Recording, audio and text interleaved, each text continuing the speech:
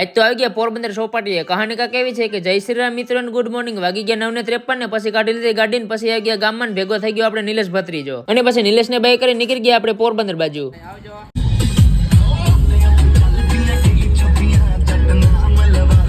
અને પછી આવી ગયા બગોદર પુરાવી 4610 નું ડીઝલ કર્યું ડ્રાઇવિંગમાં એક છે ને પછી નીકળી ગયા પોરબંદર બાજુ આપણે. અને આવી ગયા રેલવે ફાટક ને સામે જોઈ તો ટ્રેન ઉભી થઈ પછી કરી દીધી ગાડી પાર્કિંગ. અને પછી એમજી રોડ થઈને આવી ગયા ચોપાટી ને કરી દીધી ગાડી પાર્ક આપણે. પછી ભાઈ ને રણછોડ આવી ગયા દરિયા કિનારે ને પછી આપણે પાડ્યા 2-3 કિલો ફોટા અને વિડીયો શૂટ. અને પાછા આવી ગયા ગાડી પાસે ને અહીંયા પણ 2-3 કિલો ફોટા પાડી લીધા. પછી આવી ગયા જમવા માટે હોટલમાં. અને આવી ગયા બગોદર ધ દેવકૃપા હોટલ ને પછી કર્યો બ્રેક આપણે અહીંયા. અને પછી નીકળી ગયા આપણે ઘર બાજુ પાછા.